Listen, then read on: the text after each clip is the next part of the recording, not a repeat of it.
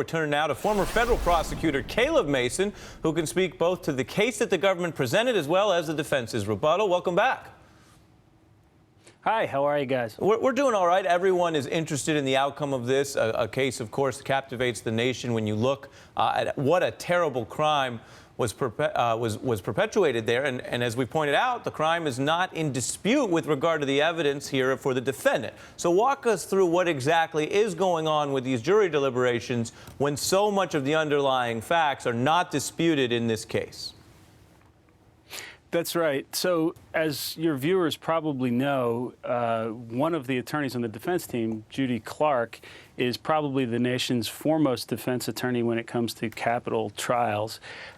She has had a great track record in helping defendants avoid the death penalty. Given that there is no dispute that he was involved in these crimes, you might ask, why bother going through a guilt phase trial at all?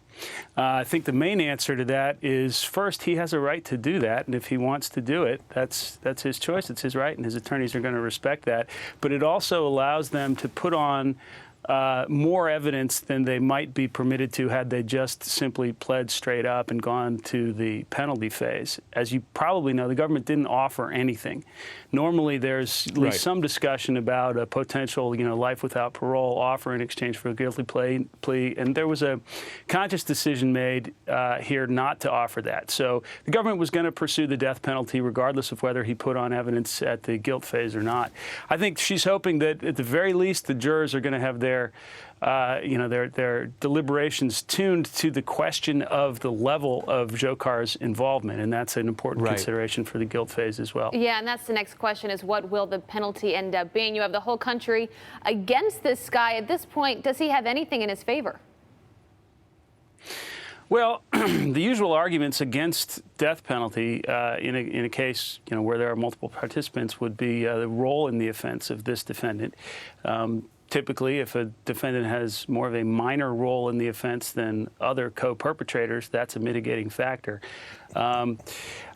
I think that one is unlikely to persuade many jurors, given especially the note that he wrote in the boat while he was hiding. It certainly seems as though he was on board as to the the purpose of the crimes as he laid them out in the note. He was a very conscious participant. He said he was jealous of his brother for having become a martyr. He laid out motive and premeditation. The second argument that I suspect we will see at the penalty phase, and I'm assuming that we are going to get to the penalty phase, is his youth. As your viewers may know, it's unconstitutional to execute anyone for a crime committed before they were 18. So if he had been a couple years younger here, he was only 19 when he committed this offense, he would have been ineligible for the death penalty.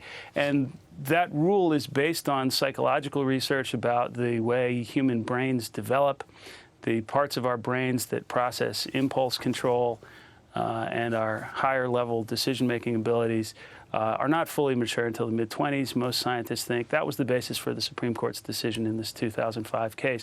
Certainly she could call, that is, Judy Clark could call psychological experts to testify that that Dzhokhar was not fully mature in this respect. I don't think that's a plausible argument, but it would be the one that I think you'd have to try at the penalty phase. And Caleb, what the defense essentially argued was that Tamerlan, Dzhokhar's brother, made him do it. Did they present that case effectively?